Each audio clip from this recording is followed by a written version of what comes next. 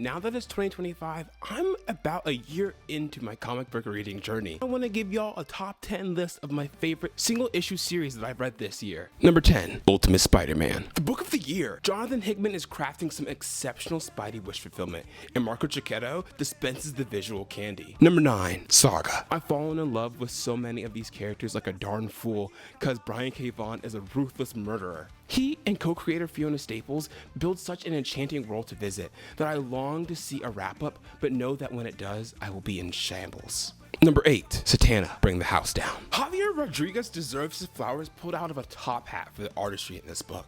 The cartoony charm and intricately detailed panel layouts work in tandem, lending to whole pages feeling like standalone art pieces. Number 7, Ultimate X-Men. Peach Momoko's culturally rich take on mutants is the most personal feeling book on my pull list. I love the lexicon at the end that teaches us about Japanese traditions and holidays. As Momoko is the artist and writer, the book has specificity in its pacing unlike many others. People have called it manga-like and a slow burn, and while I agree with elements of these takes, all I can say is that it feels honest and intimate. Number 6, Absolute Batman. The second book this year to rock the book in the comic industry. Despite being only 3 issues in, the hell yeah energy of this series has been irresistible.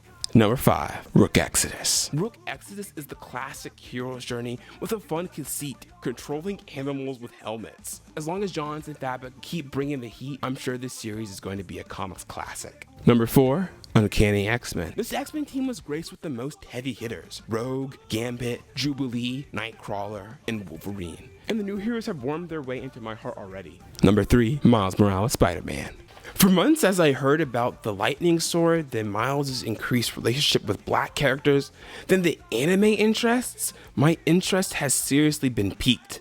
But because of my clearly addictive spending habits, it seemed most cost effective to catch up on this series in collected editions. Then came Blood Hunt, and it just felt like I was missing the culture. Number 2, The Ultimates. But with each issue reconstructing the superhero experience against political pressure points, I think this is going to be a story of strength. But I love Camp's use of various story structures to create different tones and messages while always presenting epic stakes. Number 1, Wonder Woman. It's been interesting watching the Sovereign's different tactics to try to dismantle Wonder Woman's core pillars, but it is always a joy to see her rise above. The series really showcases what it means to be a superhero. And these are my top 10 books of 2025. For more in-depth thoughts on all these books, check out the full video on my YouTube channel, Trey J Productions.